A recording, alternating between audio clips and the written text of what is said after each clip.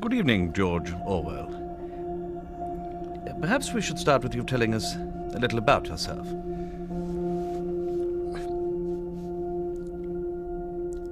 I like English cookery, English beer, French red wine, Spanish white wine, Indian tea, strong tobacco, coal fire, candlelight, and comfortable chairs. Go on. I dislike big towns, noise, the motor car, the radio, tinned food, and central heating. Interestingly... And modern furniture. Quite.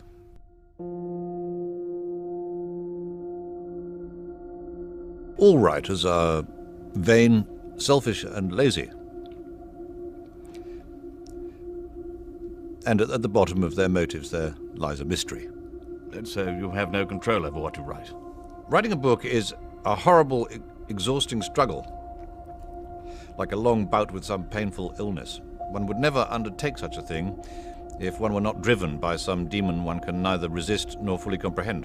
1984, with its thought police, Room 101 and Big Brother, has given us a language with which we can defy oppression. What demon drove you to dream up 1984?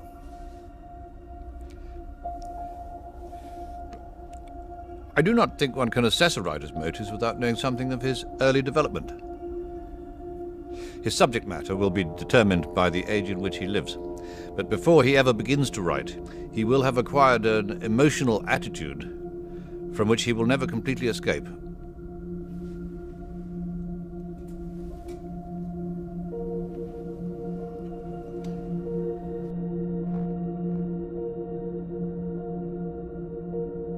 From a very early age, perhaps the age of 5 or 6, I knew that when I grew up I should be a writer. Between the ages of about 17 and 24, in Burma, I tried to abandon this idea, but I did so in the consciousness that I was outraging my true nature, and that sooner or later I would have to settle down and write books.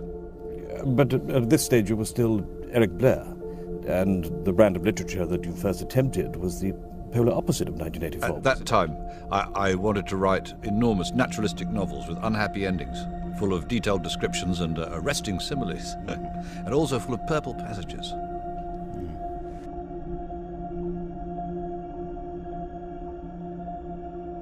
I spent 5 years in an unsuitable profession, the Indian Imperial Police in Burma. I then underwent poverty and a sense of failure. This increased my natural hatred of authority, but these experiences were not enough to give me an accurate political orientation.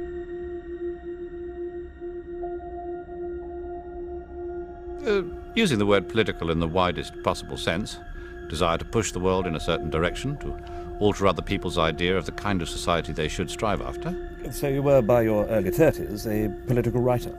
No book is completely free of political bias.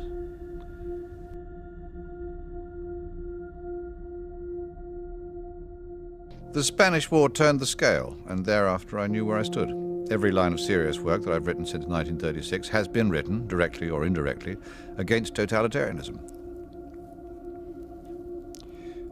In a more peaceful age, I might have written ornate or merely descriptive books. As it is, I've been forced into becoming a sort of pamphleteer.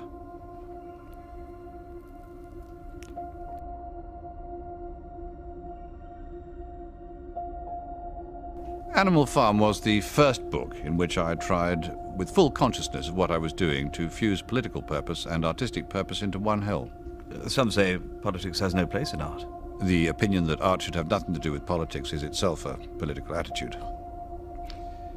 What I most wanted was to turn political writing into an art.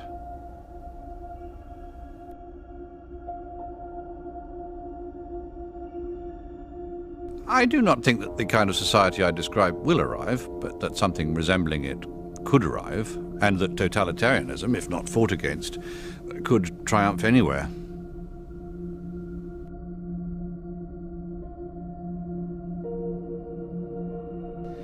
I think that allowing for the book being, after all, a parody, something like 1984 could actually happen. This is the direction the world is going in at the present time. In our world, there will be no emotions except fear, rage, triumph, and self-abasement. The sex instinct will be eradicated. We shall abolish the orgasm. There will be no loyalty except loyalty to the party. But always there will be the intoxication of power. Always, at every moment, there will be the thrill of victory, the sensation of trampling on an enemy who is helpless. If you want a picture of the future, imagine a boot stamping on a human face forever.